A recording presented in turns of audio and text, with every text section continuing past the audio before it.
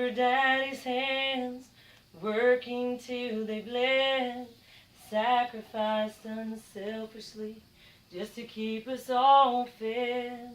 If I could do things over, I'd live my life again and never take for granted the love in Daddy's hands.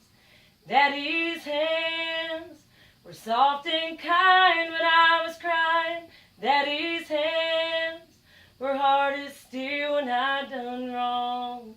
Daddy's hands weren't always gentle, but I've come to understand there was always love in Daddy's hands. Thank you all for being here.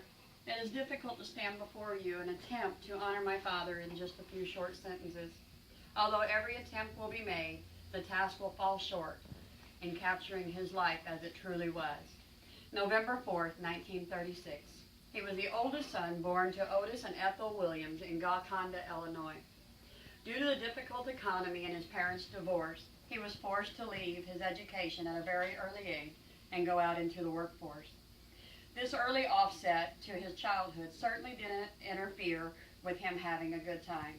Dad would tell us stories of weekly drag races and provide explicit detail to just how super cool his car was. Of course, he had the upper hand over most of the boys his age, as he was already making good money since he lied about his age and started working for Chrysler Corporation before he legally was old enough to. Nonetheless, he regretted the opportunity to finish his education and go on into the military as he had hoped to do. He would also tell us stories about how he was the oldest boy in the family, so a lot of the responsibility was placed on him. He would share stories with us about how he'd pull a wagon load of his sisters uphill both ways to school in the snow. Sometimes he would even add to it that his shoes didn't have soles or he didn't have a coat to wear. He would always remind us just how lucky we were or how poor they were. As a child, this picture could seem pretty harsh, but looking back, I am curious of where exactly they live, because I don't remember the weather in Illinois being for the entire school year having snow, and I certainly know that if you travel uphill to school on the way there, it would be a downhill trip on the way home. But still yet, for that moment, he was the hero of the story. The song Daddy's Hands that you have just heard has always reminded me of my dad, even before his passing. You really could read quite a story in the calluses and lines, as I don't recall a day of his life that he did not work hard at work or even harder at home. He was gone before we woke each morning and came home long after we came home from school. Our yard was always the most decorated and well-groomed. Our pool was the neighborhood gathering place. Families always visit our house over the holidays, and he was no stranger to household chores, such as laundry, housework, shopping, gardening. He would say that he was a jack of all trades and a master of none. Years of work and worry had left their mark behind. Loss of his parents, financial burden, raising a family, the shutdown of a corporation that he'd spent his entire life at, divorce, and I'm sure there were many other burdens that he chose to keep from us in an attempt to provide peace in our family. All these things left the effects of the weight that he carried through the decline in his structure as the years went by. He seemed to me to be more of a heroic figure later in my life than he did when I was a child. I was raised by a totally different man than what my children have seen. When Dad became a grandpa, something happened. He became more gentle, more kind, more loving, and at times somewhat more childlike. My oldest son, Larry, moved off to start college, and Dad was adamant to learn everything he could about that college. What the college had to offer, what was around the college, the sports program, the coaches, the players, anything that Kansas State had to offer so that he could contribute to conversation with Larry. He was so excited that his grandson was going off to college to go on to be something. Dad never thought he was much of anything. Maybe he should have seen himself through his grandson's eyes, because the view was a whole lot better from there. I used to laugh at him, and I'm sure many others did, as he would walk up and down the sideline or around the fences at my youngest son Casey's sporting events, repeating, "That's Grandpa's boy right there. That's Grandpa's boy right there," over and over and over. Well, you get the picture. Of course, his grandchildren were always the absolute best at everything. He would argue that fact with any parent in the stands. I found that I was pregnant with my youngest and my only daughter just before I lost my dad.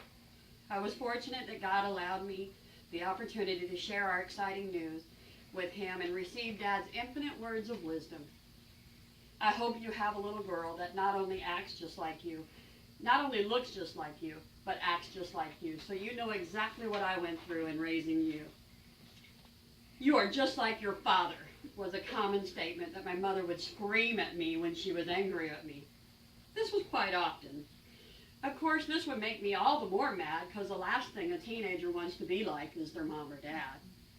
I work hard. I sacrifice for my children. I serve in every role that my children are associated with just to be a part of their lives. I discipline. I love. I praise them, and I provide for them. I keep in the know of all the things that my children are involved in so that I can keep conversation with them.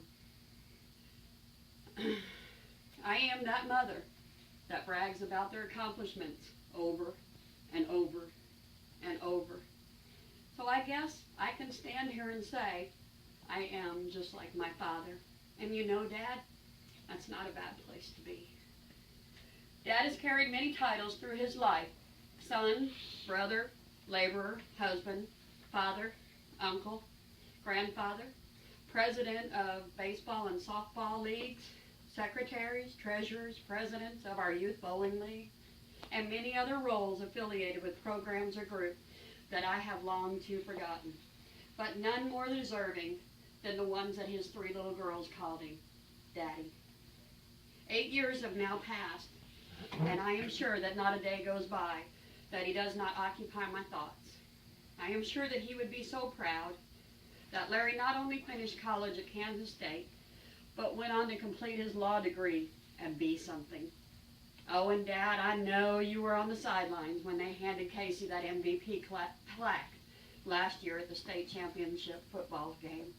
And I'm certain you were walking the fence row as he pitched that no-hitter. It is during those moments when I can hear you most saying, "That's my boy," over and over and over.